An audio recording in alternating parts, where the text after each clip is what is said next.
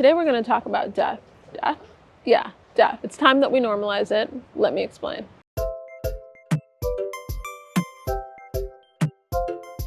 By the way, if you're finding this video helpful, make sure you tap the subscribe button, hit the like button, and tap that notification bell. That way, you'll be the first to know when I post another video. So there's a couple things that have happened recently in my personal life where people that I've cared about have had either near-death experiences or full death, where they actually did pass away. I've been one of those people where I have been very comfortable with death. We are so afraid, realizing that, people die, and it's a circle of life, as we all say. It's the way it goes. Recently, someone that I cared about died. She was a really, really good woman. She had a wonderful husband, 4 beautiful kids. It's so difficult, right, for us to let that person go.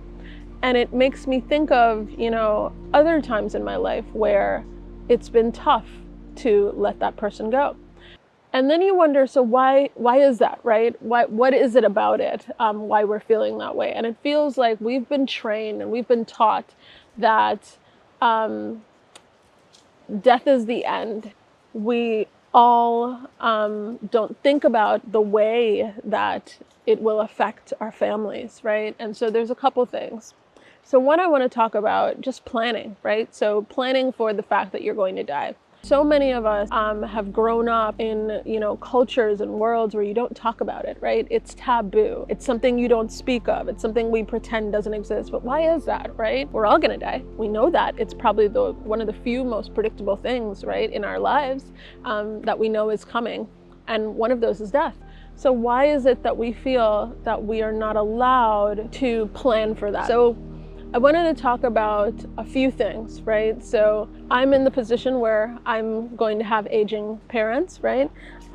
We need to think about, one, are we ready for the fact that this person is going to possibly need some help in their older years when it comes to care? Have we purchased long-term care insurance to make sure that our family, friends, we are able to care for them in the way that they would have wanted and we want?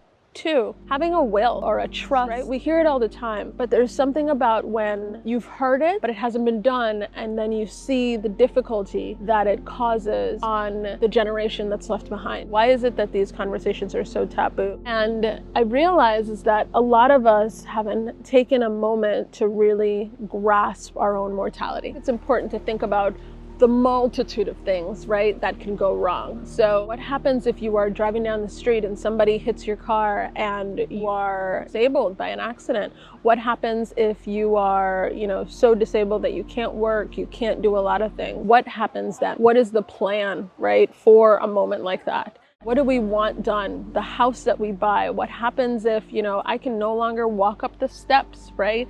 And I now have to install like bars and, mechanical devices to lift a wheelchair up the steps. So I just saw a coworker of mine go through this. It completely was not his fault. He didn't do anything wrong. He was just driving down the road on a Sunday afternoon. So life-changing and so impactful. They impact your whole family. How do you ensure that those things are thought about ahead of time? Do we have a living will, right? To make sure that if you can't speak, someone else who loves you can speak for you. If you have kids, where will those kids reside when you are no longer there? That's so important, right? One of the things that I do sometimes is I've volunteered to sew little teddy bears for kids that are taken away from their parents when the police officer arrives, right? So some sort of a domestic dispute usually, and there are kids, there are 2 parents, something has happened in terms of domestic abuse, and so both kids are taken away. And so the charity that I've participated in, what we do is we sew little teddy bears and we give those to law enforcement, and law enforcement then gives the kid, especially when you have young kids, in a moment like that, what happens to that child. In America, right, the whole discussion is a lot of America. We have a system where it may take, a year, months, right, to get that kid out of foster care. Unfortunately, it's not a smooth ride, right? It's not something that we talk about often. But when you hear stories and you watch stories after the fact from kids who have been in foster care, you learn that it's not exactly a nice place, right, for a kid to be. So I just think that's so crucial, so important for us to think about. We don't think about that ahead of time, and unfortunately, our society has almost made it taboo to think about it ahead of time, but it's something we need to start to do.